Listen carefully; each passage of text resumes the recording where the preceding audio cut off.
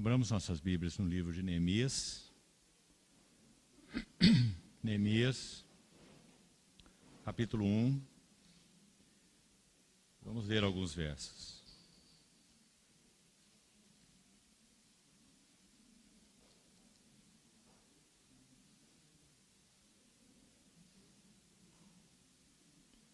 Neemias, capítulo 1.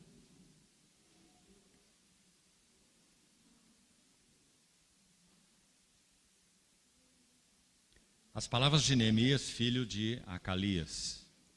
No mês de Quisleu, no ano 20º, estando eu na cidadela de Suzã, veio Anani, um de meus irmãos, com alguns de Judá. Então lhes perguntei pelos judeus que escaparam e que não foram levados para o exílio e acerca de Jerusalém. Disseram-me: os restantes que não foram levados para o exílio e se acham lá na província, estão em grande miséria e desprezo. Os muros de Jerusalém estão derribados e as suas portas queimadas a fogo. Tendo eu ouvido estas palavras, assentei-me e chorei, e lamentei por alguns dias, e estive jejuando e orando perante o Deus dos céus. Capítulo 2, verso 1. No mês de Nissan, no ano 20º do rei Artaxerxes, uma vez posto o vinho diante dele, eu o tomei para oferecer e lhe o dei. Ora, eu nunca antes estivera triste diante dele. O rei me disse: por que está triste o teu rosto, se não estás doente? Tem de ser tristeza do coração. Então temi sobremaneira e lhe respondi: viva o rei para sempre. Como não me estaria triste o rosto, se a cidade onde estão os sepulcros de meus pais está assolada e tem as portas consumidas pelo fogo? Disse-me o rei: que me pedes agora? Então orei ao Deus dos céus e disse ao rei: se é do agrado do rei e se o teu servo acha mercê em tua presença, peço-te que me envies a Judá, a cidade dos sepulcros de meus pais, para que eu a reedifique. Capítulo 2, verso 11. Mesmo capítulo, verso 11. Cheguei a Jerusalém, onde estive 3 dias. Então à noite me levantei e uns poucos homens comigo. Não declarei a ninguém o que o meu Deus me pusera no coração para eu fazer em Jerusalém. Não havia comigo animal algum, senão o que eu montava. Verso 14. Passei à porta da fonte, no açude do rei, mas não havia lugar onde passasse o animal que eu montava. Subi à noite pelo ribeiro e contemplei os muros de Jerusalém. Voltei, entrei pela porta do vale e tornei para casa. Não sabiam os magistrados aonde eu fora, nem o que eu fazia, pois até aqui não havia eu declarado coisa alguma, nem aos judeus, nem aos sacerdotes, nem aos nobres, nem aos magistrados, nem aos mais que faziam a obra. Então lhes disse: estais vendo a miséria em que estamos. Jerusalém assolada e as suas portas queimadas a fogo. Vinde, pois, reedifiquemos os muros de Jerusalém e deixemos de ser opróbrio. Vamos orar.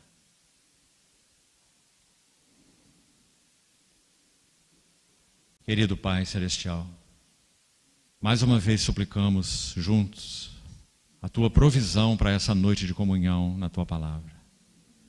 Mais uma vez rogamos a Ti, ó bendito Espírito Santo, que lance luz sobre Tua Palavra e exerça, por Tua graça e fidelidade, o Teu ministério entre nós nessa noite. Tu, ó Mestre Divino, ensina-nos, fala-nos, ajusta-nos aos Teus encargos e ao Teu coração. Revela-nos algo mais das belezas e glórias do Senhor Jesus. Abre tua palavra a nós. Assim oramos, no precioso nome do Senhor Jesus. Amém. Meus irmãos, nós demos alguns passos nessa sessão da manhã e nós vamos retornar com finalidade de complemento em alguns deles e então seguirmos e, se o Senhor permitir, estudarmos os textos que pedimos aos irmãos que lessem nessa manhã. 1 Coríntios 2, 2 Coríntios 3 e 4. Mas ainda há algo mais nesse assunto que compartilhamos na sessão da manhã. O primeiro aspecto que falamos foi a respeito da contemplação da glória de Cristo e as dores de parto que se seguem. Colocado de outra maneira, visão da glória de Cristo e dores de parto.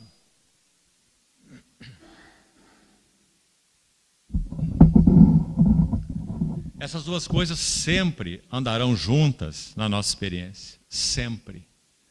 Todas as vezes que nós estivermos avançando na visão de Cristo, mais nós experimentaremos o resultado dessa contemplação de suas glórias em termos de dores de parto. Por quê?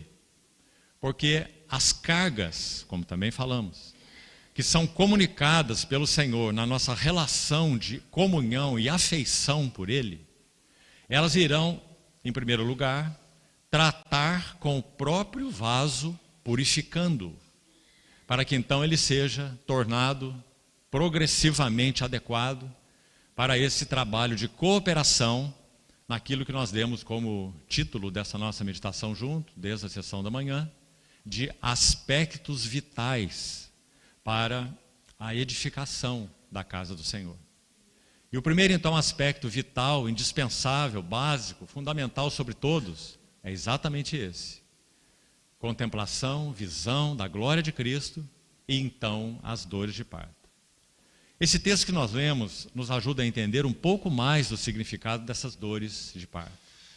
Então, o texto já foi lido e vamos retomar alguma coisa importante aqui. Veja o que aconteceu no capítulo 1, quando Neemias narra que ele recebeu a notícia da miséria de Jerusalém.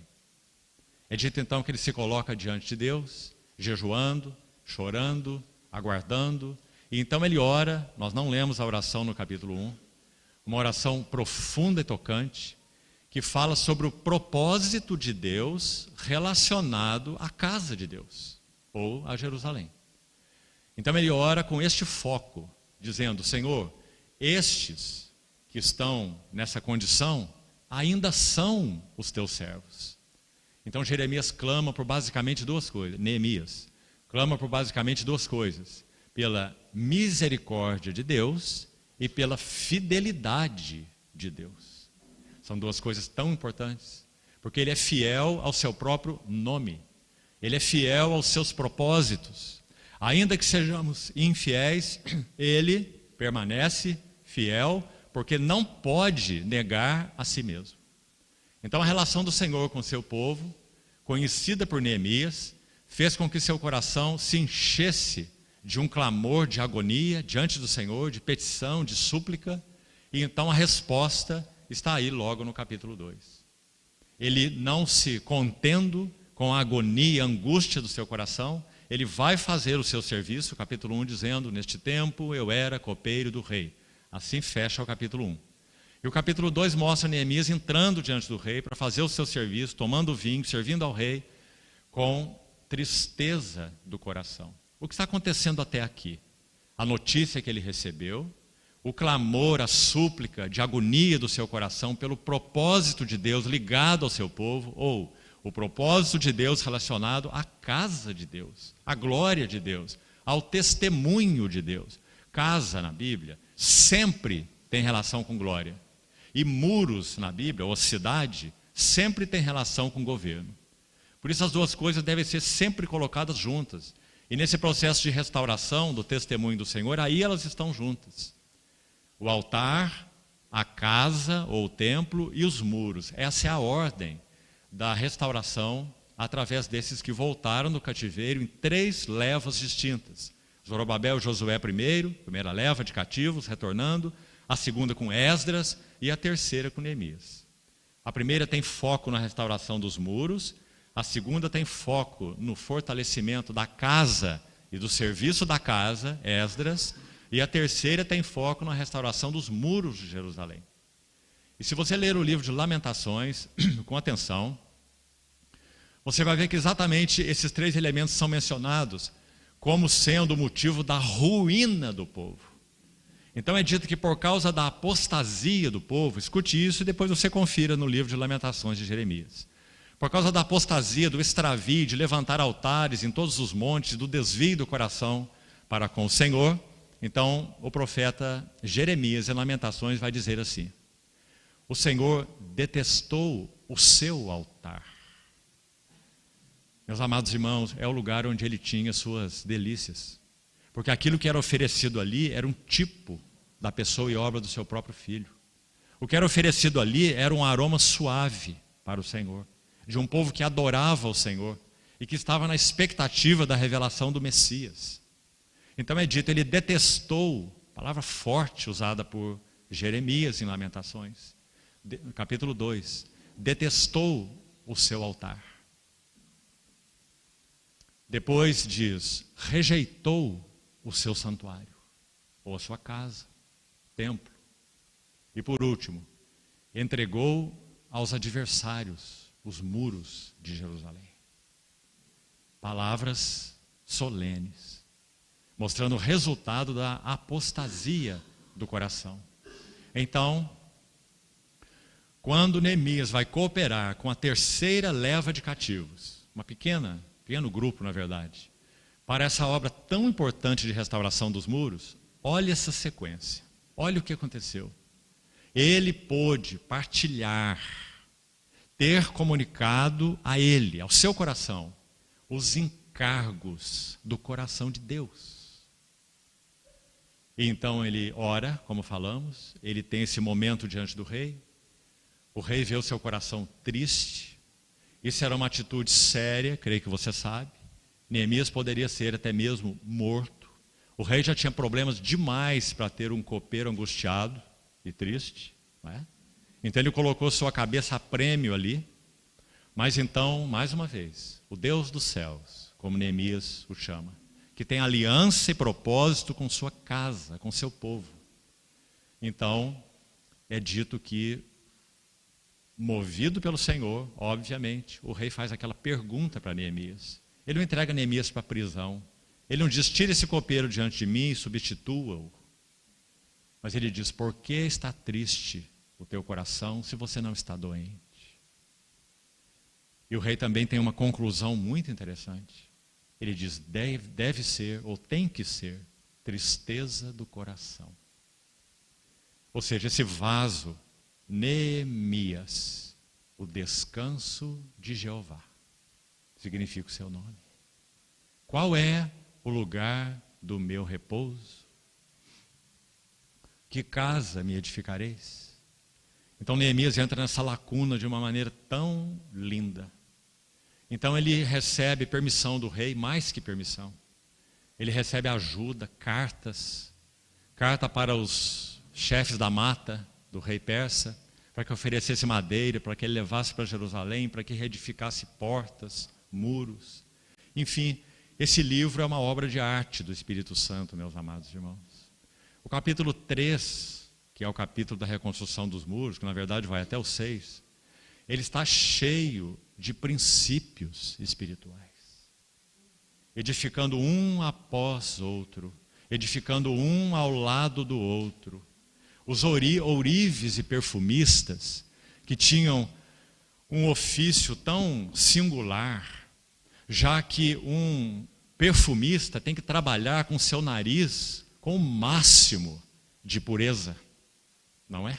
O máximo de acuidade. Ele é um perfumista, para cheirar essências e para fazer os melhores perfumes. Os ourives, eles têm que trabalhar com tato fino, e tato fino é desenvolvido a muitas custas. Um cirurgião, qualquer cirurgião, ele tem que ter tato fino mesmo. E tato fino é treinado, é desenvolvido. Não são todas as pessoas, muito pelo contrário. São poucas as pessoas que têm tato fino. E os ourives têm que ter tato fino. Sabe o que diz o capítulo 3 de Neemias? Sabe que o Espírito Santo registra, isso estão nos anais eternos, porque está na palavra de Deus, e a palavra de Deus é eterna. Diz que os ourives e os perfumistas cooperaram na reedificação dos muros, carregando pedras em meio à poeira, trabalho duro para reedificar muros. E lá estava o nariz do perfumista, e lá estava a mão do ourives. O que está acontecendo aqui? Eles estão considerando os seus ofícios particulares em uma qualificação menor do que o serviço da casa e do testemunho de Deus. Será que isso tem sido verdadeiro com relação a nós? Ou nossos ofícios são primários e o cooperar no edificar da casa de Deus é secundário em nossas vidas? Então, meus irmãos, aquele capítulo 3 de Neemias é maravilhoso e cheio de princípios espirituais. Então, nós fomos ao capítulo 2 e aqui eu queria extrair mais algumas lições e vamos seguir. Olha o que é dito no verso 11. Cheguei a Jerusalém, onde estive 3 dias, num silêncio completo. Ninguém sabia o que estava no coração, qual foi a carga que Deus colocou no coração de Neemias. Ninguém. Você viu que ele relata isso lá no verso 16 desse capítulo, não é?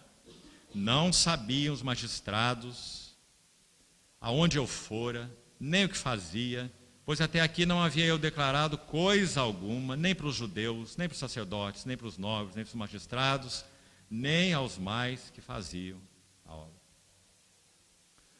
Versículo 12 diz: à noite me levantei. Será que ele não foi de dia?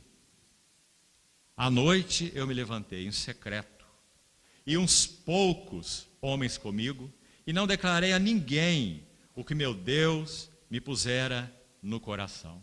Em outras palavras, a carga do Senhor, que ele encontrou um vaso, para que ele pudesse compartilhar com esse vaso, essa carga do seu coração.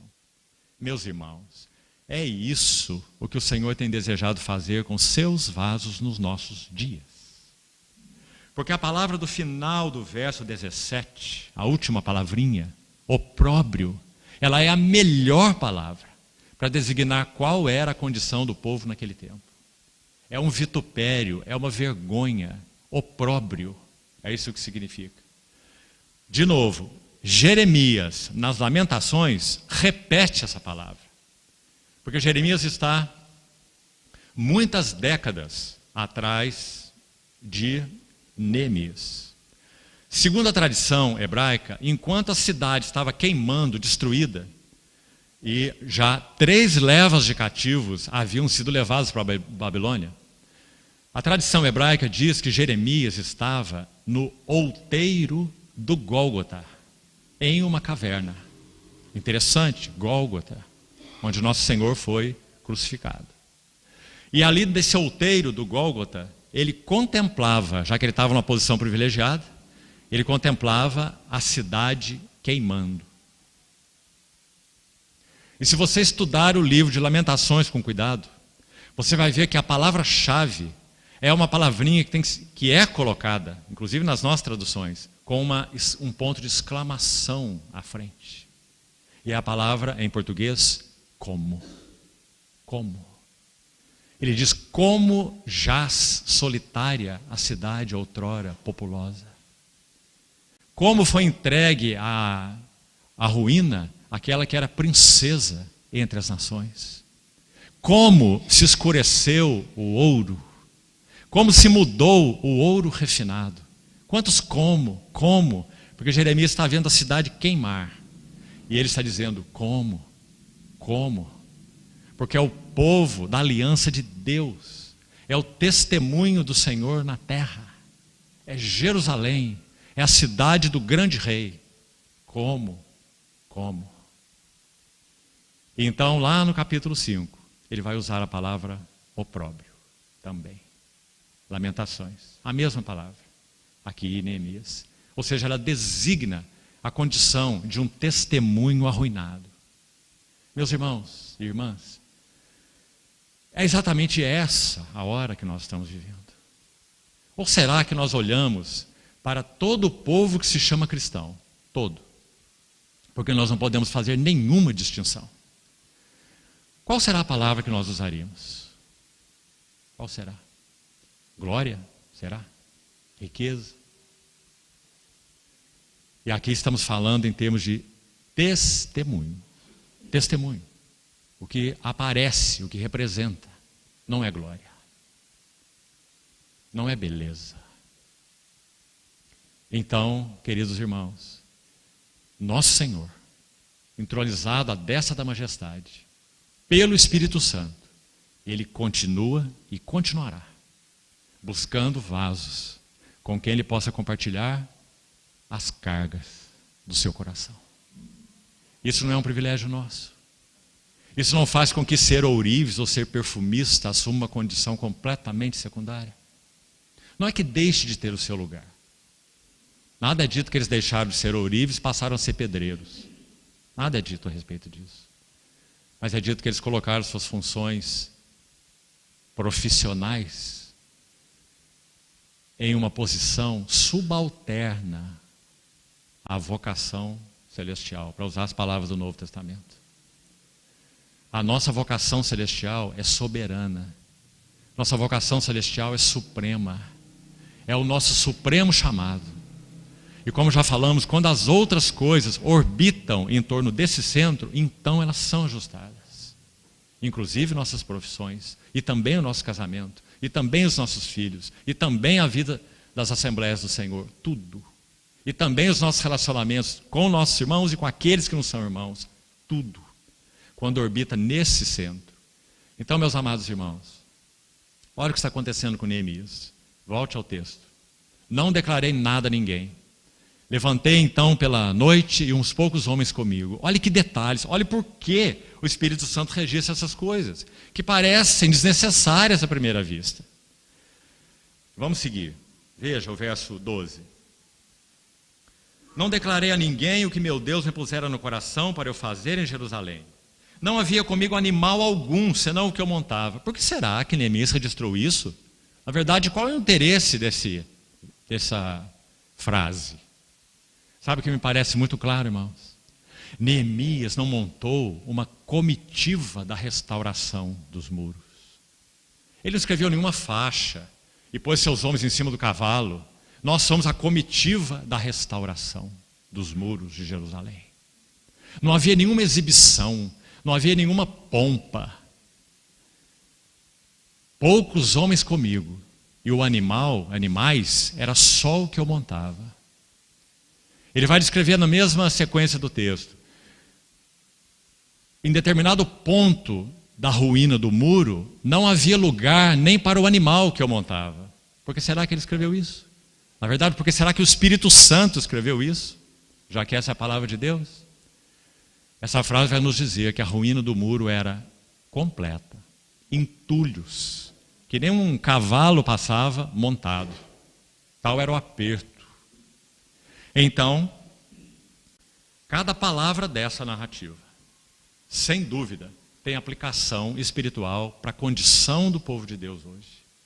Por isso esse livro, irmão, se você não sabe, eu vou tomar a liberdade de indicar uma obra para você aqui. É um estudo sobre Esdras, Neemias e Esther, de Harry Ironside.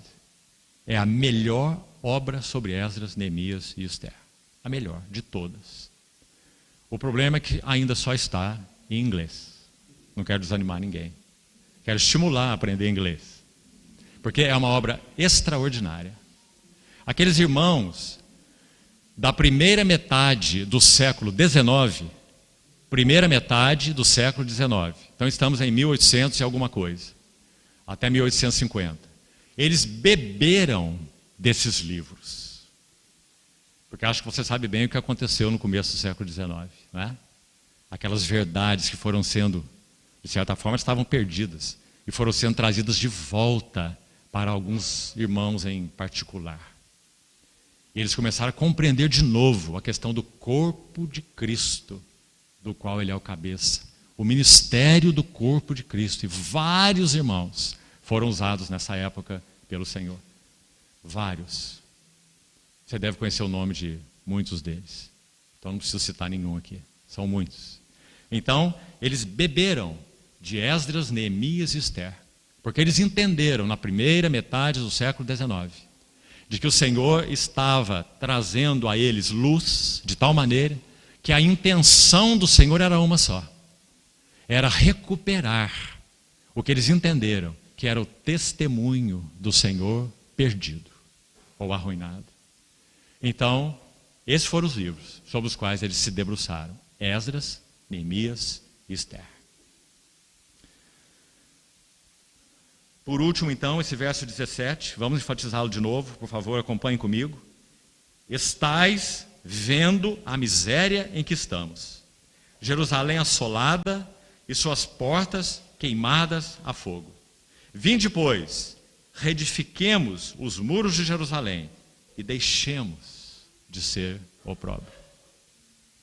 Então é o que nós temos até o capítulo 6. E para concluir essa etapa, dos capítulos 3 a 6, nós vamos ter exatamente esse processo da restauração dos muros, como já falei. Capítulo 3, cheio de princípios espirituais. Agora, no que Neemias cooperou, em que facetas Neemias cooperou então, nessa etapa da restauração do testemunho do Senhor, já que o altar já tinha sido firmado sobre as suas bases, Esdras 3:3. Já comentamos também em sessão anterior. O primeiro elemento que foi colocado no seu lugar foi o altar. Porque eles entenderam que se o altar, o lugar da adoração, tudo que o altar tipifica, que também já compartilhamos. Na primeira sessão que tivemos juntos, na quinta-feira à noite. A igreja, a casa de Deus, é o lugar do altar. E você já sabe o que significa. Então eles colocaram o altar sobre suas bases. Esdras 3:3. E ainda que estavam sob o terror dos povos ao redor, ofereceram sacrifícios e holocaustos ao Senhor. Porque entenderam que se a relação deles de adoração, consagração, rendição estivesse adequada, a relação deles com Deus adequada no altar, eles não precisariam temer os seus inimigos. E que princípio espiritual maravilhoso é esse?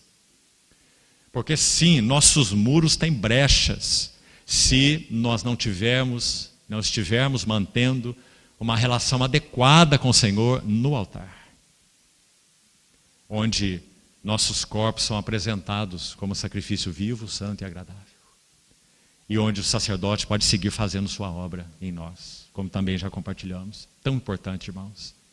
Então, depois dessa restauração do altar, os muros são completados ainda no tempo de Zorobabel. Então, 70 anos, na verdade 50 anos depois do templo ser edificado, e 70 anos depois de Zorobabel ter saído com a primeira leva, nós temos o retorno de Esdras. E Esdras foi o homem da palavra. Ele ainda hoje, entre os judeus, conhecido não como um escriba, mas como o escriba. Porque a carga que o Senhor compartilhou com o vaso Esdras, cujo nome significa auxílio. A carga que o Senhor compartilhou com Esdras dentro da Babilônia, no meio da ruína, foi a carga da sua palavra.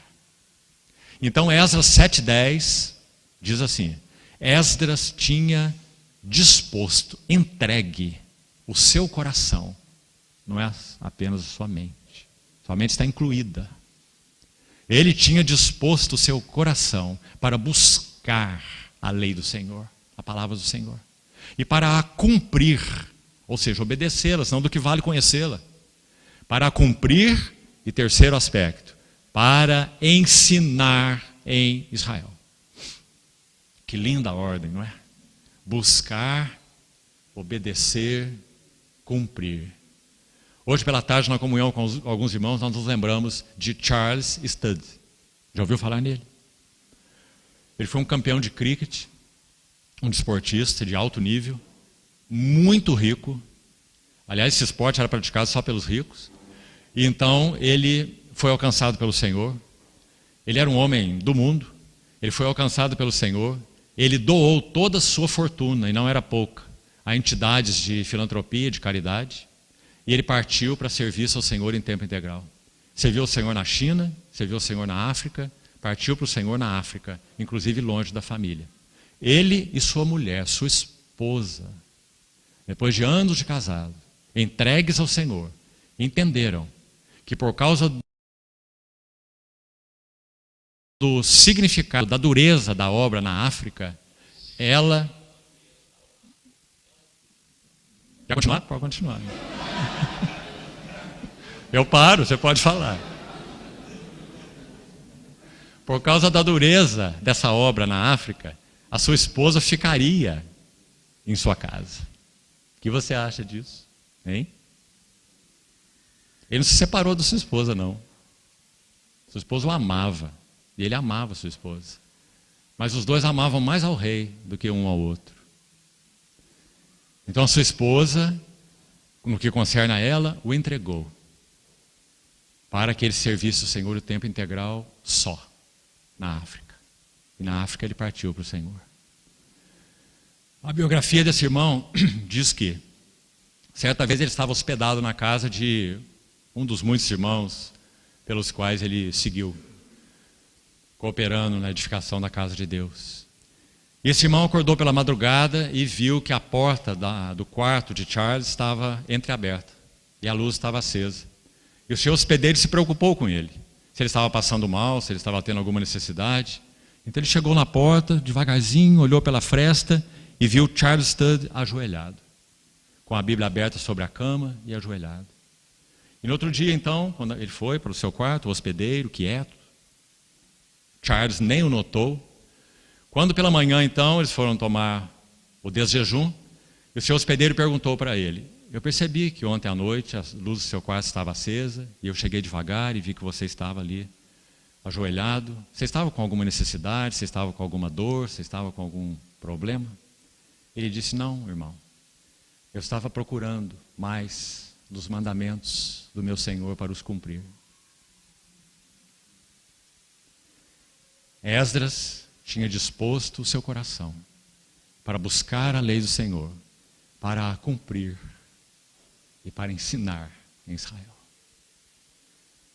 Graças ao Senhor, meus irmãos, nós estamos assentadinhos aqui, porque Deus tem levantado vasos assim, desde que a igreja foi estabelecida. Que coisa triste nós deixarmos de considerar o legado que nós temos. Esse é um dos milhares que colocaram o seu bem-estar em um plano totalmente secundário, para se entregar, respondendo ao chamado e às cargas do seu Senhor. Louvado seja o nome do Senhor por todas essas vidas que já passaram por nós, que têm passado, que ainda passarão até que o Senhor venha. Então, no que Neemias cooperou? Em 3 aspectos principais. Primeiro, na construção do muro. E muro fala de separação, e muro fala de unidade. Conservar fora o que deve ficar fora, e manter bem guardado, bem seguro, o que deve ficar dentro. Tipologicamente falando. Então, muros, em primeiro lugar, separação e unidade. Que pena que, de novo, de modo geral, a igreja hoje tem sido uma cidade sem muros, importando tudo do mundo, cânticos do mundo, ritmos do mundo. Tomem muito cuidado, meus irmãos, não apenas com a letra do que vocês cantam, mas com os ritmos que vocês entoam. A igreja tem suas letras próprias e tem o seu ritmo próprio, a adoração. Hoje a igreja é uma cidade sem muros. Importa hábitos do mundo, palavreado do mundo, vestimentas do mundo, traquejos e trejeitos do mundo e muita coisa mais do mundo. Então, muros fala de separação e unidade. Graças a Deus pelos 2 aspectos. O segundo elemento com o qual Neemias cooperou foi para que a vida, ou melhor, antes disso, Neemias capítulo 8, para que o primeiro amor fosse renovado. Neemias 8, onde você tem um relato maravilhoso de Esdras sendo convidado para tomar a lei na porta das águas. Olha como tudo é sugestivo. Porta das águas. Então Esdras toma a lei e lê diante do povo. Mas sabe quanto tempo ele lê? Ele e os seus companheiros? Da alva até o meio-dia. Acho que se fizéssemos isso hoje, estava todo mundo dormindo, né? Da alva, ou do amanhecer, até o meio-dia. Mais ou menos 6 horas. Lendo a palavra, lendo a palavra. Eles se revezavam em turnos. E se você ler Neemias 8 com cuidado, você vai ver assim. E eles davam explicações para se entender o que se lia. Sabe por quê? Porque as escrituras estavam em hebraico. E o povo falava aramaico. Então eles tinham que interpretar na linguagem popular o aramaico, porque o hebraico estava sendo perdido. E foi perdido, né? Posteriormente. Então olha que maravilha. Olha que princípio aí. Parece que, em alguns casos, aqueles que ministram a palavra têm prazer em falar de modo tão difícil que ninguém entende, né? Enquanto eles tomavam as escrituras, liam as escrituras, pregavam a palavra de modo acessível a todos que ouviam. Sabe qual foi o resultado? E o povo chorava ao ouvir as palavras da lei. 70 anos esse livro estava fechado. Agora nós temos uma cena de arrependimento maravilhosa. Lamentando, chorando por causa da apostasia. Então, o que foi que aquelas pessoas que ministravam a eles disseram? Você se lembra? Não pranteeis, não choreis, enviai porções aos que nada têm. Por quê? Essa parte do versículo você conhece, mas vamos entendê-la bem. A alegria do Senhor é a vossa força, não é? Esse slogan é colocado em adesivos e pregado no vidro dos carros, como fazem com muitos outros textos, né? Mas o sentido exato desse versículo é o seguinte: faça o Senhor alegre ou satisfeito, e você será forte. Por isso a alegria do Senhor é a vossa força. Se o coração dele estiver satisfeito conosco, aí está o nosso poder. Mas se o coração dele estiver insatisfeito conosco, nós não temos poder nenhum. Porque a alegria do Senhor é que é a nossa força. Então Neemias coopera, juntamente com Esdras, nesse caso aí, para a renovação do primeiro amor. Que lindo, meus irmãos. Então nós vamos lá para o final, Neemias 11, para completarmos esse assunto das dores de parto, as cargas do Senhor, comunicadas por um vaso tão precioso, Neemias, o consolo de Jeová. E então ele sendo um elemento chave para a recuperação desses 3 aspectos: muros, separação e unidade, renovar o primeiro amor e, por último, Neemias 11. Se você ler esse capítulo, logo no início, você vai ver que Jerusalém, eles já tinham retornado, é claro, já é a 3ª leva, e Jerusalém estava pouco habitada. E ela é a cidade do grande rei, o centro do culto ao Senhor. A cidade, o templo, o santuário, mas ela estava pouquíssimo habitada. Porque aqueles que voltavam do cativeiro iam para as suas cidades. Então eles lançaram sortes, primeiro lançaram sortes, para que uma família em cada 10 mudasse para Jerusalém. Eles concordaram com isso.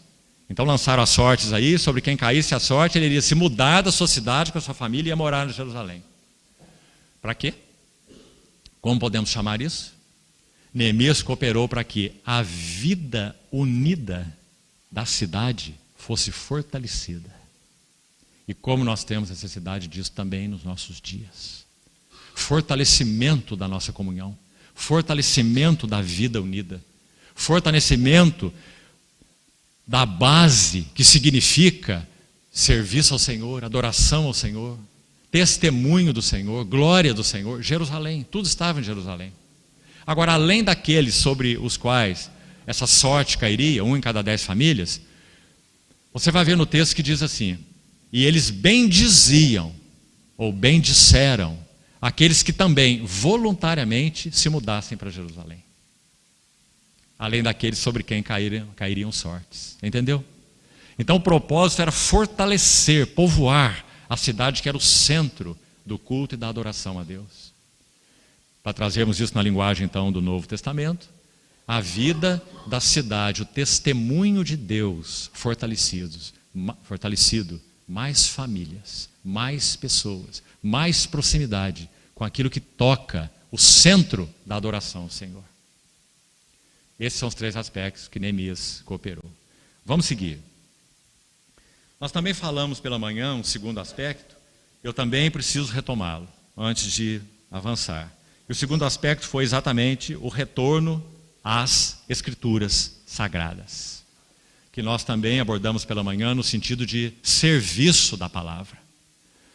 Meus irmãos, é claro que esse é outro ponto essencial.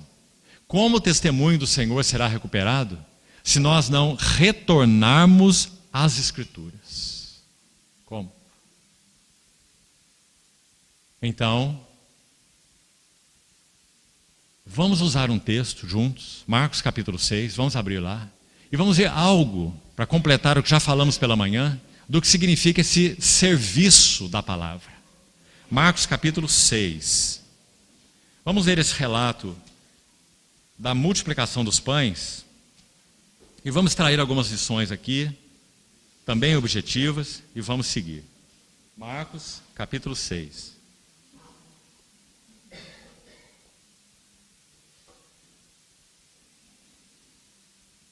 Vamos ver a partir do verso 30, o relato da primeira multiplicação dos pães. Voltaram os apóstolos à presença de Jesus e lhe relataram tudo quanto haviam feito e ensinado. Você tem o contexto anterior, o Senhor tinha acabado de enviar os 12. Até aí os 12 estavam com ele, e o ato anterior a esse relato aqui é que o Senhor envia os 12 para curar, para expulsar demônios, para pregar o evangelho, dando autoridade a eles. Esse é o pano de fundo.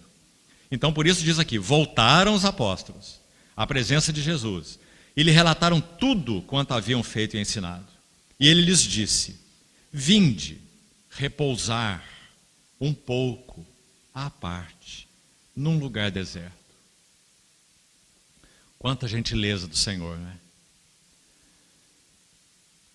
Porque eles, os apóstolos, não tinham tempo nem para comer, visto serem numerosos os que iam e vinham. Então foram sós, no barco, para um lugar solitário. O Senhor Jesus planejou um refúgio para esses tão queridos, separados por Ele, chamados para estar com Ele. Fizeram uma obra exaustiva por um bom tempo. Retornaram à presença, passaram por várias cidades e aldeias, retornaram à presença do Senhor. O Senhor prepara um retirozinho para eles. Mas sabe o que acontece? Eles estão de um lado do Jordão. Se você olhar o mapa de frente, o mapa de Israel, eles estão de um lado do Jordão, lá na cabeceira, aliás, do Mar da Galileia. O Jordão nasce no Hermon, em 3 nascentes, o Rio Jordão se forma, abre-se no Mar da Galileia, como em uma elipse, e se fecha de novo no Rio Jordão e deságua no Mar Morto. Então, na parte mais norte do Mar da Galileia, ou do Lago de Genezaré, um lago de água doce, né? Então eles estavam aqui, nesse ponto mais alto dessa elipse, eles apenas passaram de uma margem para outra margem. Acontece que o povo estava em terra e viu o Senhor entrar no barco junto com os discípulos. Então eles fizeram uma marcha corrida, rápida, mais rápidos que o barco. E eles correram para o outro lado. E ficaram todo mundo esperando o barco chegar. E nosso Senhor não teve um retiro com seus discípulos. Mas isso não foi nenhuma perda. Porque Lucas usa uma palavra tão bonita quando ele registra a mesma narrativa em Lucas 9. Ele diz assim, que quando o Senhor desceu, imagine isso, saiu para um retiro, vinde repousar um pouco em um lugar à parte, em um lugar deserto, porque não tinham tempo nem para comer, eram muitos. Chega com o barco, lá estão os muitos, esperando pelo Senhor. Então, Lucas usa uma palavra específica, dizendo assim: acolhendo-as, as multidões. Acolhendo as multidões. A atitude daquela galinha que estende as suas asas para os seus pintinhos e acolhe de novo. Nosso Senhor, também cansado, sabe o que ele fez quando ele enviou os 12 para essa obra que nós comentamos? Muito interessante. Ele enviou os 12 para irem de cidade em cidade, aldeia em aldeia, como já falamos. E sabe o que Jesus faz? Jesus vai para a cidade deles. E Jesus prega e ensina na cidade deles, enquanto manda eles para outras. Então, tanto o Senhor estava cansado, quanto eles também. Então, agora, o Senhor chega com eles, todos cansados, inclusive Jesus, e vem aquela multidão. E a palavra que nós temos é acolhendo-as. E as palavras de Marcos também são lindas. Vamos ver? Olha lá. Verso 33. Muitos, porém, os viram partir e, reconhecendo-os, correram para lá, a pé, de todas as cidades, e chegaram antes deles. Que surpresa é essa, né? Ao desembarcar, viu Jesus uma grande multidão. Agora olha, irmão, olha esse texto. E compadeceu-se deles. Meus irmãos, nós já falamos em outra sessão que a vida humana do nosso Senhor Jesus é representada por aquela flor de farinha, não é? Aqueles grãozinhos, todos do mesmo tamanho. A compaixão é um daqueles grãos, mas ele é um grão tão brilhante, não é? É um grão tão lindo, você não acha? Ele se compadece. Compaixão. Assim é o nosso Senhor. Cansado, com seus 12 cansados. Ainda fizeram essa viagenzinha de barco.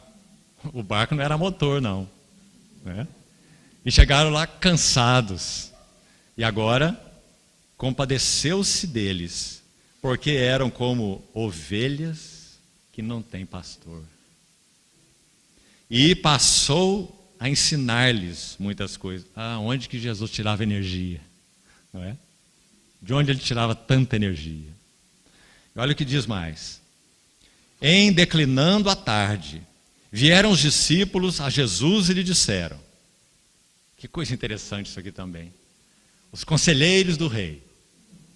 Olha o que eles vão dizer. É deserto este lugar. Será que Jesus não sabia? E já avançada a hora. Será que o Senhor não tinha relógio? Despede-os para que, passando pelos campos ao redor e pelas aldeias, comprem para si o que comer. Quanta sabedoria! Quanto bom senso! Não é? Meus irmãos, como nós precisamos ser guardados dessas atitudes baseadas em bom senso. Você não está vendo? Olha essas necessidades. Bom senso. Bom senso, muitas vezes, é inimigo do discernimento espiritual. Muitas vezes. Despede-os. Deram ordem ainda para o Senhor. Despede-os. Para que, passando pelos campos ao redor e pelas aldeias, comprem para si o que comer. Bom, até agora Jesus está só ouvindo. Ele é o melhor ouvinte que existe, não é? Mas agora ele tem algo para dizer. As frases dele são curtas, mas são muito penetrantes. Ele diz simplesmente: dai-lhe vós mesmos de comer. Eles devem ter olhado um para o outro e diz: mas nosso mestre deve estar tão cansado que ele já não está raciocinando mais. Então eles pensaram assim: 200 denários de pão não vai ser suficiente para alimentar essa multidão. E nem que fosse, nós não temos esse dinheiro. Então nosso Senhor nos colocou em um grande apuro. Dai-lhes vós mesmos de comer. Vamos seguir. Disseram-lhe: iremos comprar 200 denários de pão para lhes dar de comer? E ele lhes disse: quantos pães tendes? Ide ver. E sabendo, eles responderam: 5 pães e 2 peixes. Então ele lhes ordenou que todos se assentassem em grupos sobre a relva verde. E o fizeram repartindo-se em grupos de 100 em 100, de 50 em 50. tomando ele os 5 pães e os 2 peixes, erguendo os olhos ao céu, observe cada frase, os abençoou e partindo os pães, deu-os aos discípulos para que eles distribuíssem ao povo. E por todos repartiu também os 2 peixes. Todos comeram e se fartaram, e ainda recolheram 12 cestos cheios de pedaços de pão e de peixe. E os que comeram dos pães eram 5.000 homens. Algumas coisas importantes aqui, então, ligadas a esse assunto do serviço da palavra, o ministério da palavra. Meus irmãos, pães representam o quê? Pães não nascem na natureza, não é? O pão não. Pão representa, espiritualmente falando, aquilo que aprendemos de Cristo mediante exercício espiritual. Bom, para que se tenha um pão, tem-se que semear, regar, esperar, colher, debulhar, moer e assar. Não há outra maneira de termos pão. Então, pão representa aquilo que aprendemos de Cristo mediante exercício espiritual. E hoje à tarde, no grupo de comunhão que tivemos com alguns jovens, e outros não tão jovens assim, nós falamos sobre isso, não é? Exercício espiritual. Então vamos guardar. Pão não tem na natureza. Pão é fruto de trabalho. Aquilo que aprendemos de Cristo por exercício espiritual. Você já ouviu a resposta de Spurgeon para um jovem que o ouviu pregar pela primeira vez e ficou, obviamente, muito impactado com o que ele viu? Ele aguardou o momento de falar com Spurgeon e disse assim: Senhor Spurgeon, me diga qual é o segredo do poder espiritual. Certamente Spurgeon poderia dar a ele muitas respostas, em si mesmo sábias, não é? Consagração, por exemplo, certo? Mas o que Spurgeon respondeu, discernindo do Senhor para esse jovem? Ele respondeu assim: suor, suor, suor. Ou seja, dedique-se. Pães, tudo que aprendemos de Cristo, resultado de exercício espiritual. Meus irmãos, nós estamos falando de pães, primeiro de pães, já vamos falar de peixes, que alimentaram multidões. Espiritualmente falando, então, repetindo, fruto do aprendizado que aprendemos de Cristo mediante exercício espiritual. O que é exercício espiritual? Ler as Escrituras, memorizá-las, meditar nelas, estudá-las, oração, disciplina de vida, de conduta, de tempo. Tudo isso é exercício espiritual. Então isso é pão. Não se esqueça disso, irmão. Porque o Senhor tem requerido de nós que sejamos pão partido para alimentar multidões. De todos nós. Cada um em seu chamado, em sua esfera. Agora, veja que lindo. Não eram só pães, eram também peixes. Agora, peixes sim, temos na natureza. Mas só que temos na natureza ocultos. Você não vê um peixe circulando por aí, não é? Peixe está abaixo da superfície. O que peixe representa? Recursos ocultos. Que soberanamente, agora não é fruto de labor espiritual, o pão é fruto de labor. Disciplina e exercício espiritual, todos que já mencionamos. Mas o peixe simboliza espiritualmente aquilo que Deus, por sua graça soberana, envia para as nossas redes. Vamos explicar. Impressões, pensamentos e impressões de Cristo, que então nos são dadas pelas quais nós não laboramos. E todos aqueles que servem ao Senhor, pode ser num círculo doméstico que seja. E de novo, não estou falando nada aqui de conferências. Estou falando de serviço da palavra, em todos os níveis. Todos aqueles que servem o Senhor com a sua palavra, creio que sabem o que eu estou falando.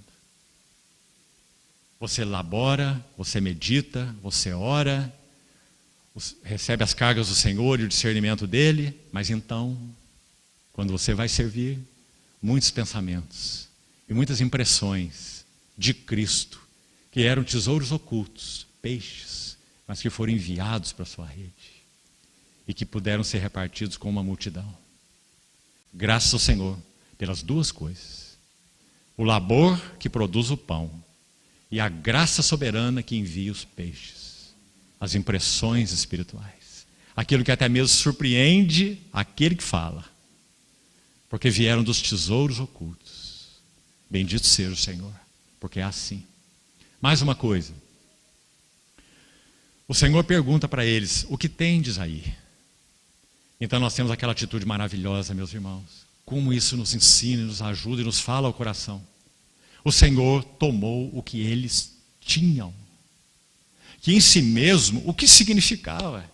5 pães e 2 peixinhos para 5.000 homens. Esse é um lanche que um homem grande, um homem forte, é só para ele.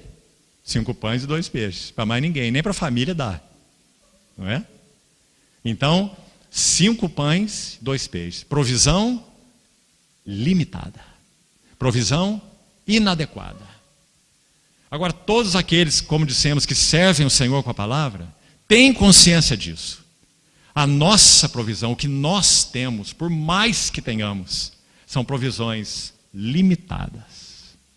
Mas o que acontece no serviço, e me permita um parênteses aqui, complementar, é o único milagre em que o Senhor coloca os seus discípulos para cooperarem.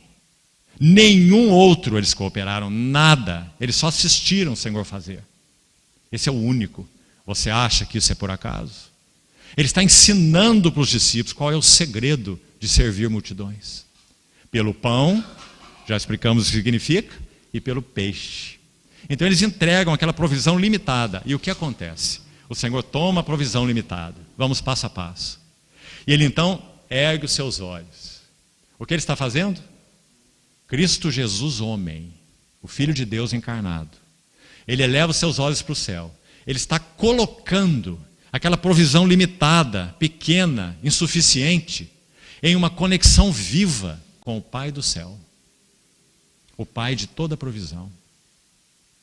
E é dito, os abençoou e então repartiu entre eles. E todos comeram e se fartaram.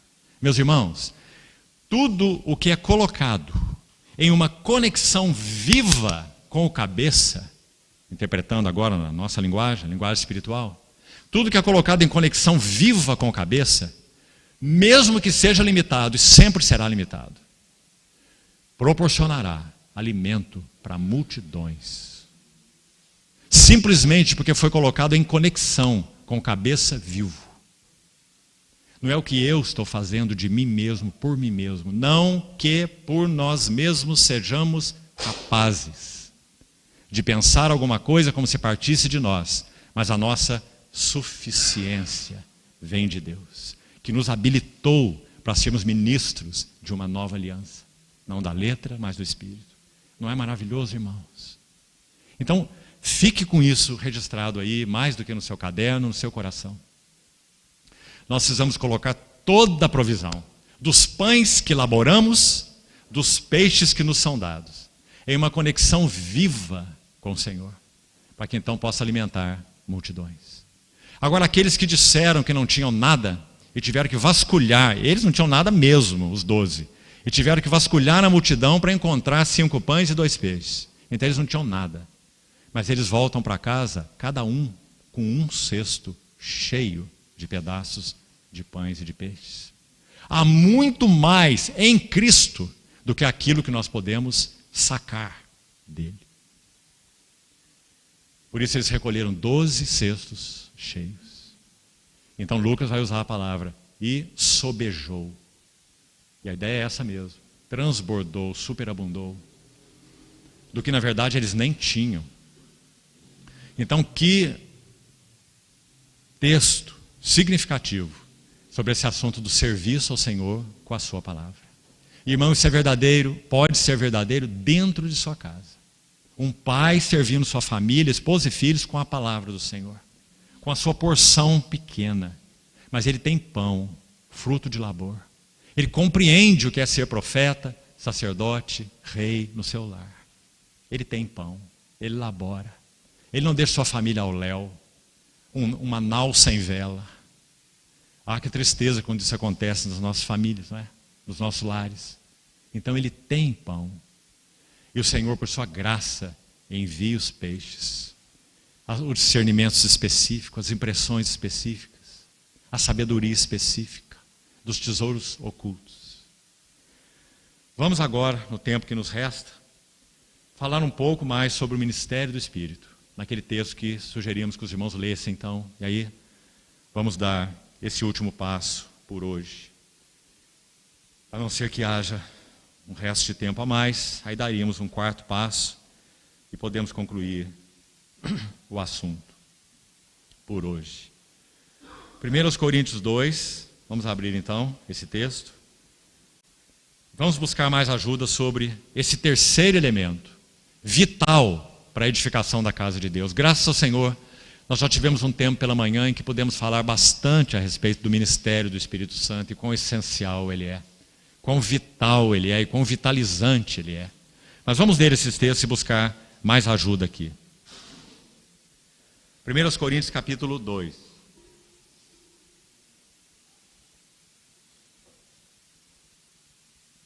Eu, irmãos, quando fui ter convosco, anunciando-vos o testemunho de Deus, não o fiz com ostentação de linguagem, nem de sabedoria, porque decidi nada saber entre vós, senão a Jesus Cristo e este crucificado. O centro da visão e da pregação de Paulo, pessoa e obra de Cristo. Jesus Cristo, pessoa, e este crucificado, obra. Pessoa gloriosa e obra gloriosa. Temos falado isso desde o primeiro dia aqui juntos, graças ao Senhor.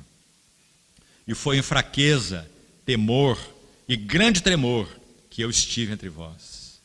Minha palavra e a minha pregação não consistiram em linguagem persuasiva ou convencedora de sabedoria humana, mas em demonstração do Espírito e de poder, para que a vossa fé não se apoiasse em sabedoria humana e sim no poder de Deus. Entretanto, expomos sabedoria entre os experimentados, não porém a sabedoria deste século, nem a dos poderosos dessa época, ou que se reduzem a nada, mas falamos a sabedoria de Deus em mistério, outrora oculta, a qual Deus pré-ordenou desde a eternidade para nossa glória. Oh, que frase maravilhosa! Para nossa glória, para que nós sejamos semelhantes a Cristo. Isso significa glória aí. Sabedoria é essa que nenhum dos poderosos deste século conheceu, porque se a tivessem conhecido, jamais teriam crucificado o Senhor da glória. Mas como está escrito, nem olhos viram, nem ouvidos ouviram, nem jamais penetrou em coração humano o que Deus tem preparado para aqueles que o amam. Mas Deus nolo revelou pelo Espírito, porque o Espírito a todas as coisas perscruta.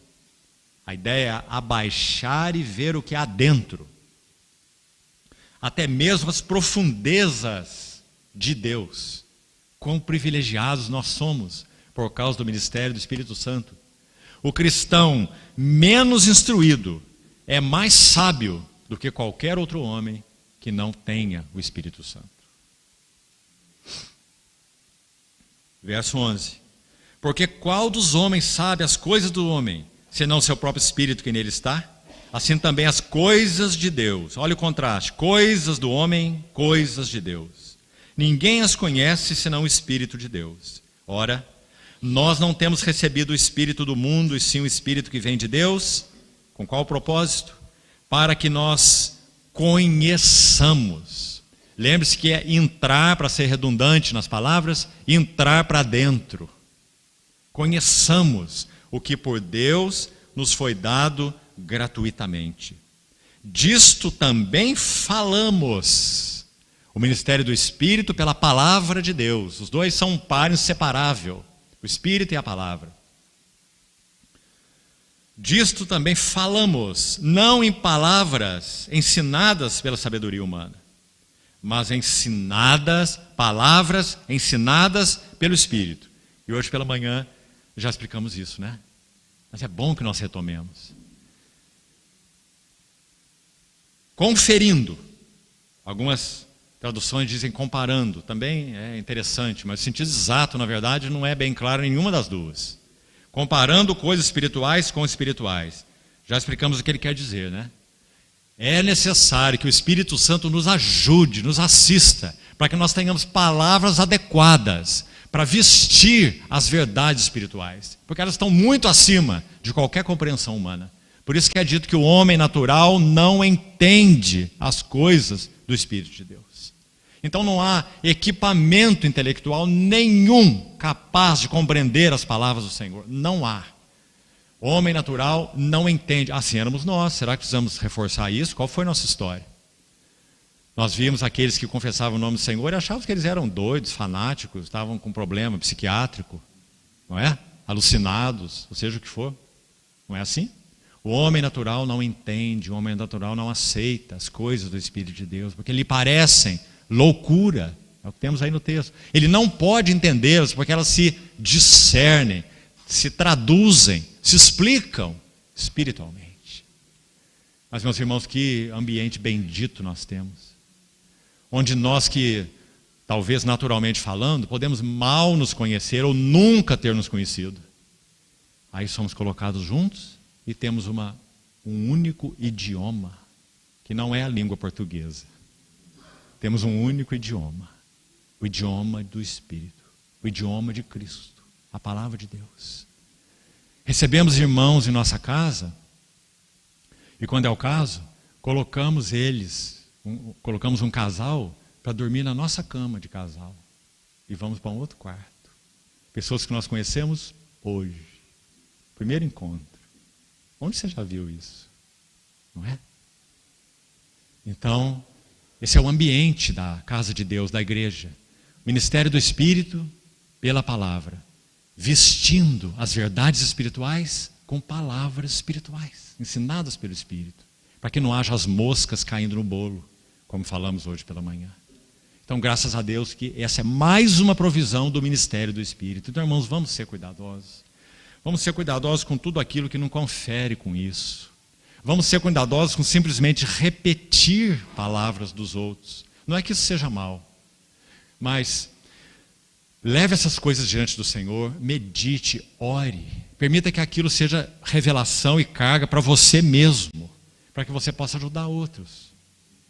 Quando é assunto da sua meditação, peça ao Senhor: Senhor, quais são as palavras para que eu possa transmitir esse algo tão sublime que o Senhor, por tua graça, tem mostrado ao meu coração?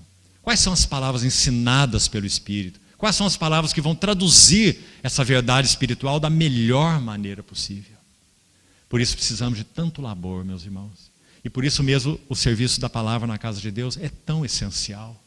Como nós falamos, não é uma questão de plataforma, não. Isso é mal, isso é errado, não é nada disso. Mas a palavra de Deus permeando o povo de Deus em pequenas reuniões, casas, onde for, de que maneira for, encontros maiores também, incluindo outras assembleias, se é o caso. Não importa a esfera, não importa o âmbito, a palavra de Deus sempre será central na casa de Deus. Olha o que aconteceu quando Esdras toma a lei em Neemias 8 e lê diante do povo.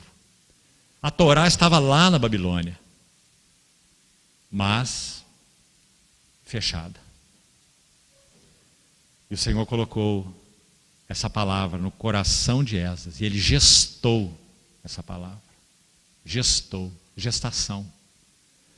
Então naquele dia, na porta das águas, lá está ele e aquele grupo de irmãos. E todo o povo sendo levado aos pés do Senhor de novo. Martin Lloyd Jones foi ministro na capela de Westminster por 30 anos. Ele era um médico fora da curva. Ele era médico da equipe médica da rainha da Inglaterra. E ele, aos 29 anos, entendeu e recebeu a carga do Senhor para um serviço em tempo integral. Ele era cardiologista. E os seus colegas diziam assim para ele: isso é um desperdício. E achavam que ele estava ficando doido. E o criticavam de muitas maneiras. Ele deixar sua profissão, deixar a equipe de assistência da rainha. E ele respondia assim, para aqueles que indagavam por que ele estava fazendo isso. Uma resposta simples. Ele dizia assim: eu não perdi nada. Eu recebi tudo. Então ele se entregou ao Senhor em 30 anos de serviço. Ele tinha uma querida filha. E sua filha se mudou para uma outra cidade e ele mantinha correspondências constantes com a filha. E um dia sua filha escreveu em uma carta perguntando a ele como estava a Assembleia em Westminster. Escute a resposta dele: minha filha, os irmãos para os quais eu tenho ministrado, eles têm tido convicção com relação à verdade de Deus e à palavra do Senhor. Mas eu aguardo ainda o dia em que eles terão contrição. Contrição. Não apenas convicção. O que é que o Senhor aguarda de nós? Martin Lloyd-Jones escreveu uma obra linda sobre avivamento. Não apenas escreveu uma obra sobre avivamento. Martin Lloyd-Jones gemia em oração diante do Senhor. No Salmo 80. Olha do céu, vê e visita essa vinha. Uma oração por avivamento. Protege o que tua mão direita plantou. O sarmento que fortaleceste para ti está decepada, está queimada pelo fogo. Um salmo pedindo restaurações. Salmo 80. Esse irmão gemia aos pés do Senhor, clamando por avivamento. O avivamento não veio nos seus dias. Meus irmãos, nós estamos vivendo a mesma hora. Sem dúvida, no que concerne a imensa maioria dos irmãos e assembleias que temos conhecido, graças a Deus, também tem havido convicção. Também tem havido fundamentação. Mas nós também aguardamos o dia em que haverá contrição. Em que o Espírito Santo encontre o lugar para nos lançar de joelhos diante dele. Em que nossas reuniões, sim, tenham a marca do gozo. A marca do gozo é uma marca do gozo, porque nosso Senhor é o Senhor do gozo e temos gozo nele. Mas não confunda as coisas. Certa vez, uma das vezes em que Jonathan Edwards estava pregando,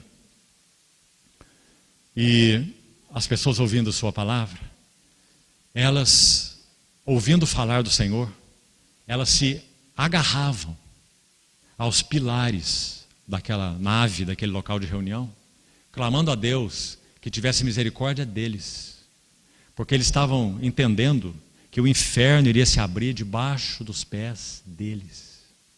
Ele estava pregando para ímpios, era uma reunião evangelística.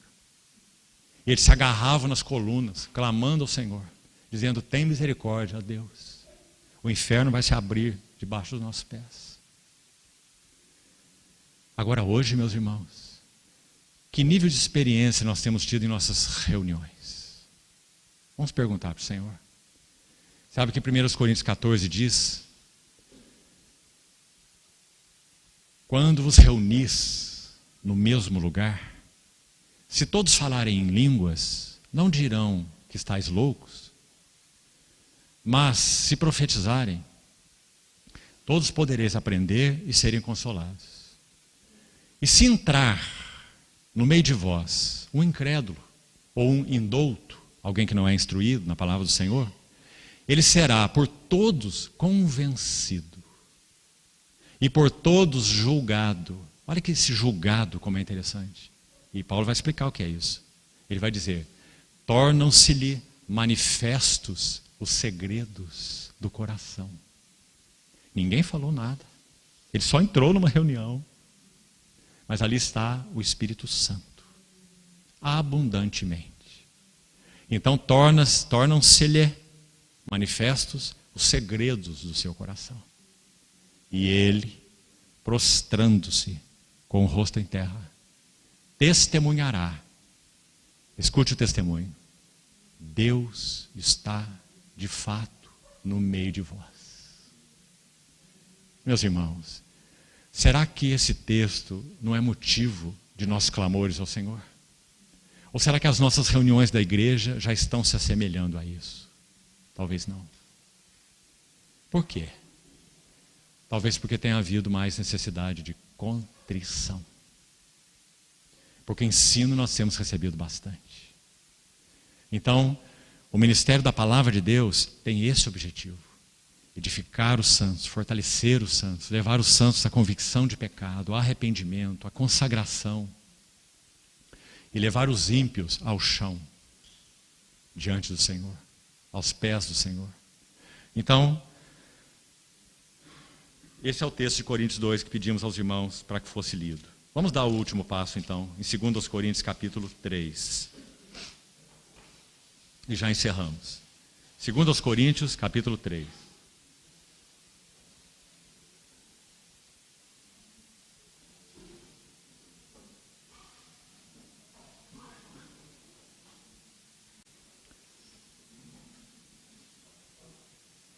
Vamos ler desde o verso 1.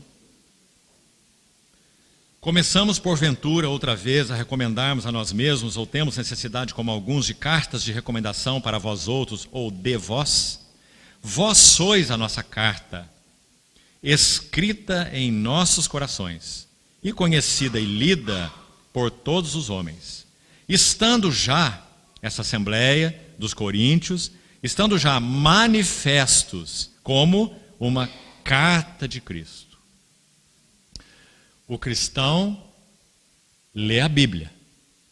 O mundo lê a igreja. Lê os cristãos. Carta de Cristo. A questão é o que eles estão lendo, né? Vós sois carta de Cristo. Duas palavras agora muito penetrantes. Produzida pelo nosso ministério, nosso serviço da palavra. Produzida pelo nosso ministério. Mas escrita, não com tinta, mas pelo Espírito do Deus vivente. Duas palavras importantes, produzida e escrita. Produzida fala daquilo que Paulo compreendia muito bem, 1 Coríntios 3, que de Deus nós somos cooperadores. Por isso ele diz produzida, graças ao Senhor. O Senhor fala através de vasos. Mas ele sabe muito bem que mesmo que esses vasos falem, e ainda mesmo que esses vasos falem a palavra de Deus, e até com convicção, a única maneira da carta de Cristo ser escrita é pelo ministério do Espírito Santo. Por isso, irmãos, compreender de verdade e em experiência o que significa a suficiência do ministério do Espírito Santo é essencial. Ele é pessoa divina, habilitadora. Ele habita em nós de tal modo que ele pode ser entristecido, ofendido, apagado e até resistido. Então, conhecer o que significa o ministério do Espírito Santo é essencial. Ele precisa encontrar lugar em nós para tomar o depósito que pela sua graça ele tem feito, se é que tem feito. Que seja assim. Tomar esse depósito e injetar vida de novo nesse depósito. E outra vez de novo, mais vida e mais vida. O depósito de ontem não é vitalizado hoje. O depósito de ontem precisa ser revitalizado hoje. Por isso a suficiência, a absoluta necessidade do ministério do Espírito Santo não é uma opção. A outra opção é que nós já estamos cansados de ver por aí. Ministério de sabedoria humana, recursos humanos, estratégias humanas, conceitos humanos. Escrita pelo Espírito do Deus vivente. Não em tábuas de pedra, mas em tábuas de carne, isto é, nos corações. Só Ele pode fazer, não é? E é por intermédio de Cristo que temos tal confiança em Deus. Então temos esse verso de novo, tão agudo, tão contundente, tão lindo. Não que nós por nós mesmos sejamos capazes. O versículo já podia acabar aqui, né? Não que nós, por nós mesmos, sejamos capazes. Ponto final. Mas ele continua. Capazes de pensar alguma coisa, como se partisse de nós. Pelo contrário. E aí está essa linda expressão. Nossa suficiência. Não sei se os irmãos já ouviram alguma vez o relato sobre a experiência de Bach-Singh com o Ministério da Palavra. Creio que talvez já tenham ouvido. Ele era um engenheiro mecânico de uma família rica, o pai dele era algodoeiro na Índia, e ele foi ganho pelo Senhor. Ele era um hindu da seita Sikh, a mais ortodoxa do hinduísmo. Ele saiu de casa para estudar engenharia mecânica, e os pais dele disseram que ele podia fazer qualquer coisa na vida, menos negar a sua religião. Hindu, Sikh, ortodoxa. E ele foi, então, fazer o seu curso e viveu uma vida absolutamente mundana, claro. Então um dia ele foi encontrado pelo Senhor. Ele tomou um navio e ele viajou para o continente americano. E ele foi hospedado por uma família cristã.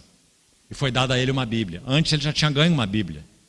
E ele pegou aquela Bíblia, a Bíblia tinha capa de couro. A pessoa doou para ele a Bíblia. Ele olhou bem para a Bíblia, depois que a pessoa foi embora, arrancou a Bíblia de dentro da capa, jogou a Bíblia fora e ficou com a capa de couro para aproveitar de outra maneira. Foi a primeira vez que ele ganhou uma Bíblia. A segunda vez foi nessa casa de cristãos onde ele foi hospedado. Então ele diz que nesse dia, relato dele, ele tomou as Escrituras, abriu no Evangelho de João. Ele não conhecia nada sobre a Bíblia. Ele abriu no Evangelho de João. E ele começou a ler a Bíblia. E ele diz que quando ele lia reiteradamente no Evangelho de João a expressão em verdade, em verdade, em verdade, em verdade, ele diz assim: eu tive o sentimento de que eu estava diante da verdade. E ele disse: estava nevando lá fora. E eu comecei a ler aquela Bíblia à tardezinha. E o dia clareou. E eu estava lendo a Bíblia. Ele perdeu a noção do tempo e do espaço. E o Senhor estava ganhando o coração desse homem mundano e forjando para ele um vaso tão lindo. Então, Bach-Singh cooperou com a obra do Senhor, com as cargas do Senhor na Índia, durante muitos anos. Ele nasceu em 1903 e ele partiu para o Senhor no ano 2000, não faz nem muito tempo. Viveu 97 anos. E através dele e de outros colaboradores, em torno de 10.000 assembleias locais foram estabelecidas na Índia, de norte a sul. Certa vez, ele teve uma entrevista com Martyn Lloyd-Jones, o doutor.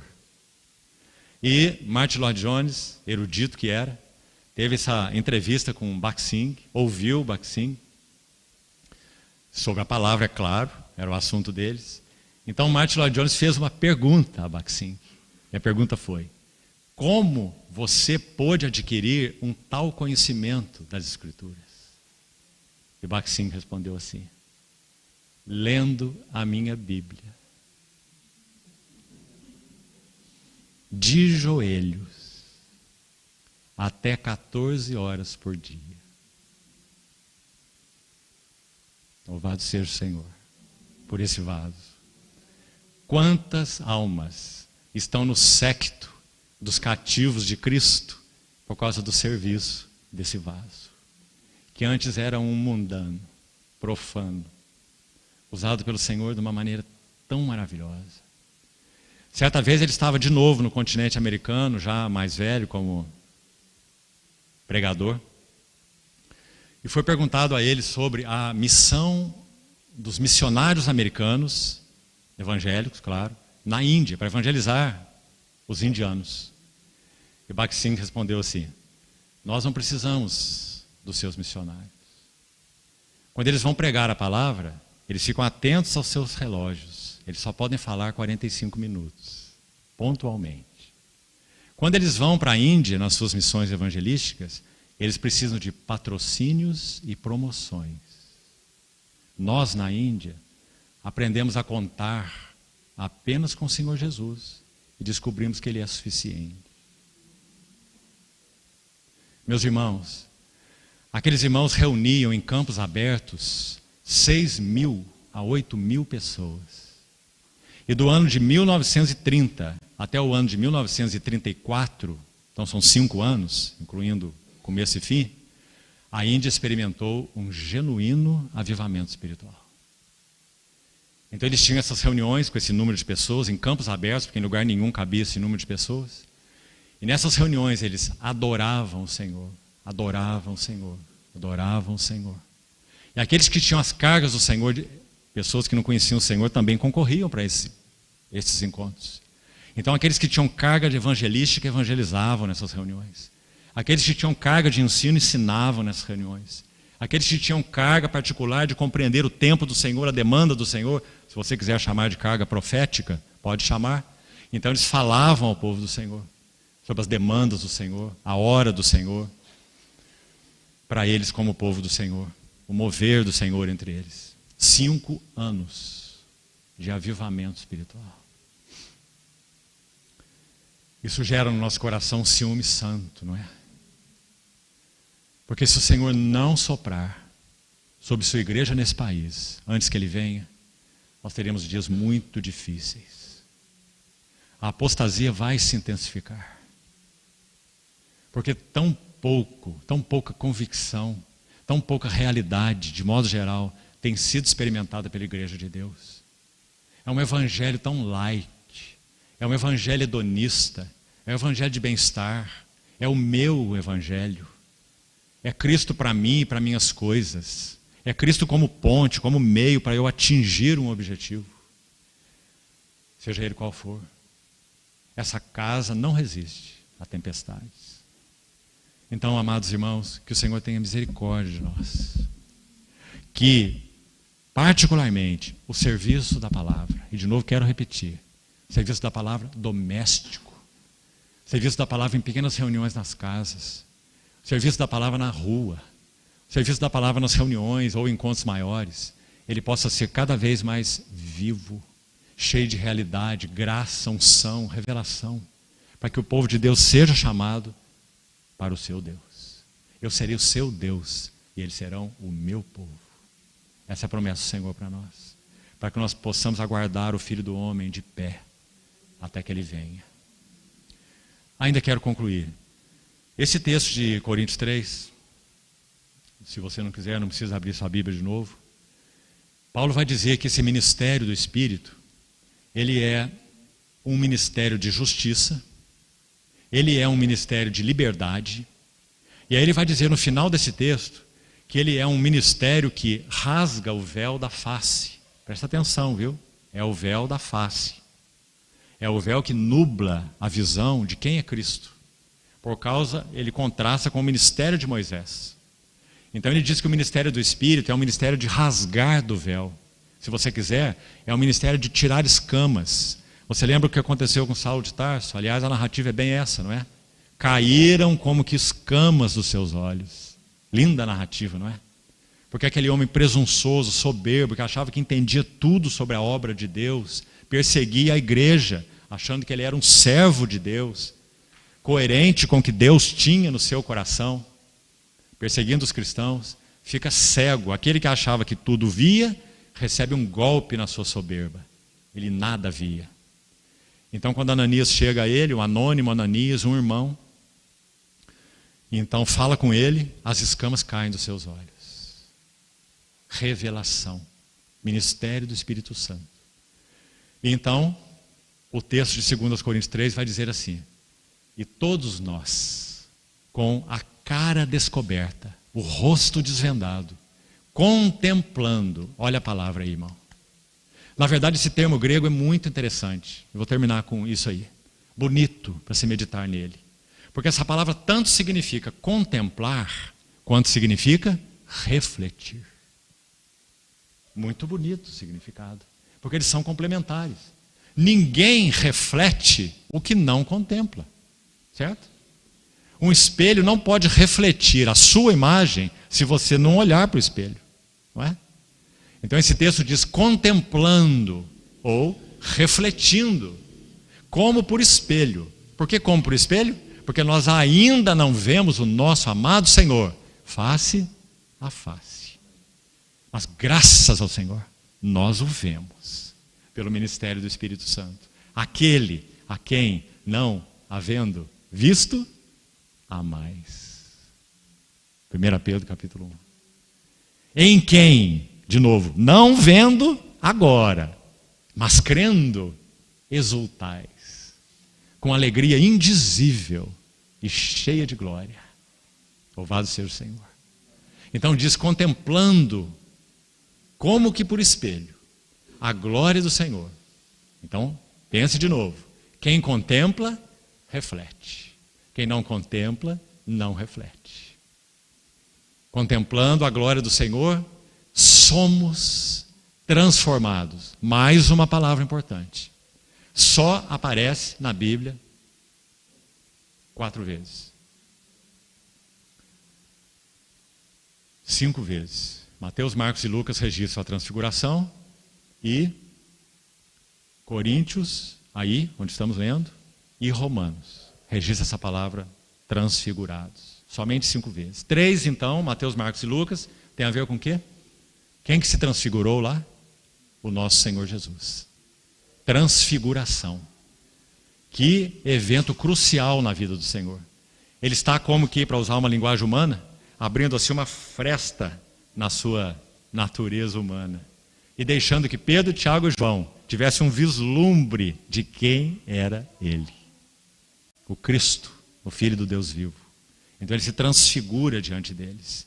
Então, aquela é a cena. Agora, Paulo vai tomar essa palavra e vai usar lá em Romanos 12. Vamos lembrar dos textos.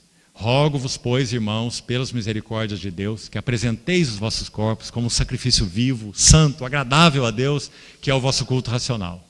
E não vos conformeis com este século, mas, agora vem a palavra, transfigurai-vos. É a palavra exata.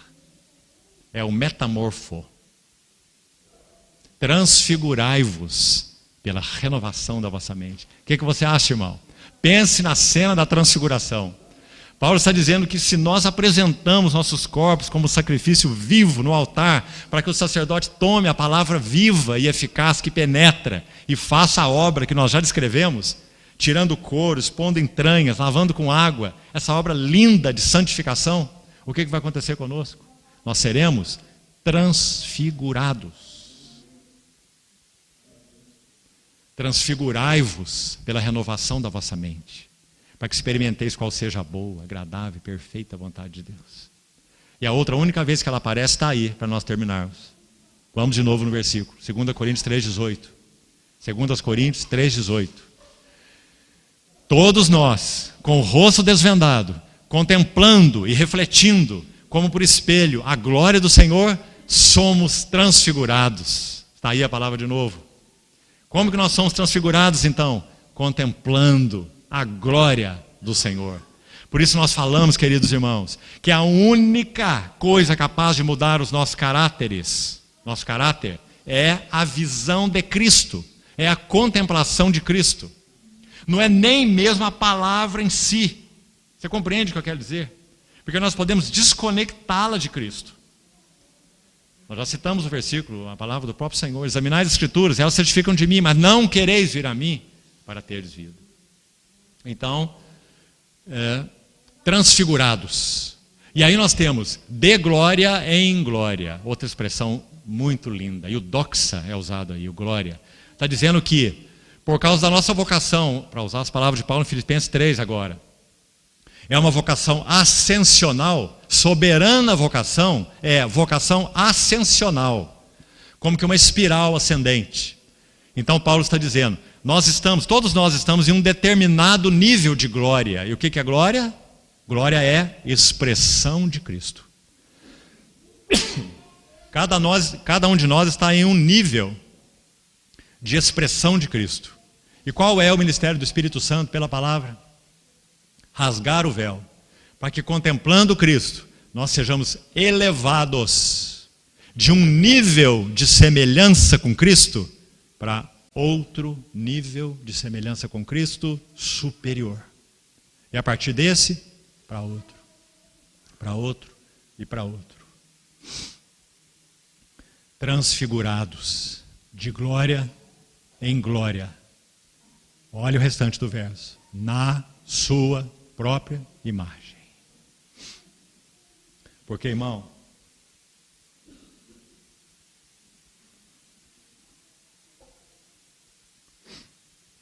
quero usar um termo aqui e que você então me entenda com cuidado. E falo com muita reverência. Deus, o Pai, tem um protótipo.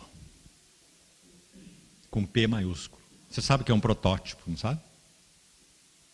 Se você quiser uma forma, um molde. E é nesse protótipo, é a esse protótipo, que ele coloca todos os filhos de Deus em vista. Então o propósito de Deus, o Pai, Romanos 8, 29, é que aqueles que ele predestinou, aqueles que ele conheceu de antemão, ele os predestinou para serem conformados à imagem do seu filho. Para que o seu filho seja o primogênito entre muitos irmãos. Maravilhosa redenção. Porque antes dela, ele é o filho unigênito. Mas porque sua vida foi semeada na morte como um grão de trigo, ele se fez o primogênito entre muitos irmãos. E aí o Espírito Santo, o executivo da Trindade, foi enviado para fazer o quê? Para colocar cada uma das nossas vidas de acordo com o molde. Para que Deus o Pai tenha uma família de muitos filhos, semelhantes ao seu Filho. Transfigurados de glória em glória na sua própria imagem. E o verso ainda não acabou. Nós estamos até respirando fundo aqui, mas nem terminou o verso. Ainda tem uma última expressão. Quem faz essa obra? Está aí no final do verso. Pelo Espírito do Senhor. Bendito seja o Espírito Santo. Consolador, exortador, paráclito, que tomou-nos pela mão de modo tão firme, que muitas vezes desejamos largar, mas não conseguimos. Nós abrimos a nossa, mas ele não abre a dele. Tu és meu. Não fostes vós que escolhestes a mim. Eu vos escolhi a vós. Eu vos designei para que vades e deis fruto, e o vosso fruto permaneça. Então, meus irmãos, graças ao Senhor, porque esses aspectos são vitais no testemunho do Senhor. Talvez amanhã, vamos continuar orando sobre isso, nós demos o último passo em um texto de Efésios 4, que fala sobre a casa de Deus em 4 aspectos, e o que é essencial nela, para que realmente Deus tenha casa. 16 versículos de Efésios capítulo 4, 4 aspectos maravilhosos, que precisam ser muito bem entendidos nesses dias que temos vivido como casa de Deus, como igreja. Então talvez seja esse o texto que compartilharemos amanhã para concluirmos. Vamos orar então.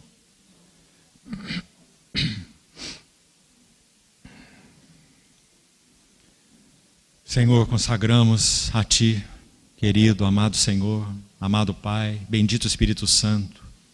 Consagramos a Ti essas palavras compartilhadas nessa noite, colocando os 5 pães e os 2 peixes nas Tuas santas mãos. Que Tu mesmo, bendito Senhor, multiplique e alimente todos os corações que aqui estão.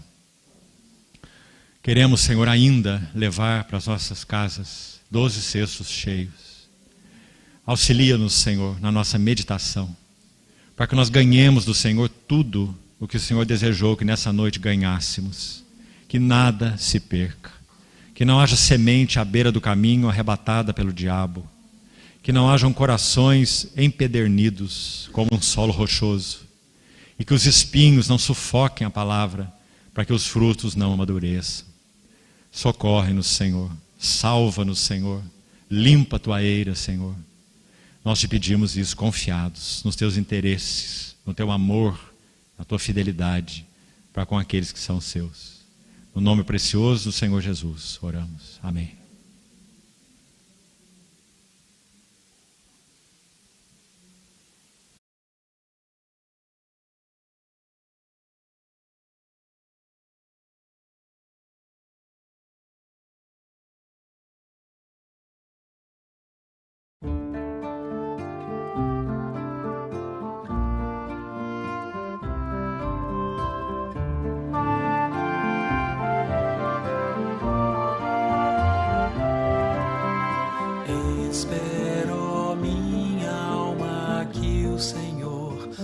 para. Descanse enquanto vês Ele te transformar. Olha, pois Ele não tardará. Quebrou e disse: vou restaurar. Quebrou e disse: vou restaurar.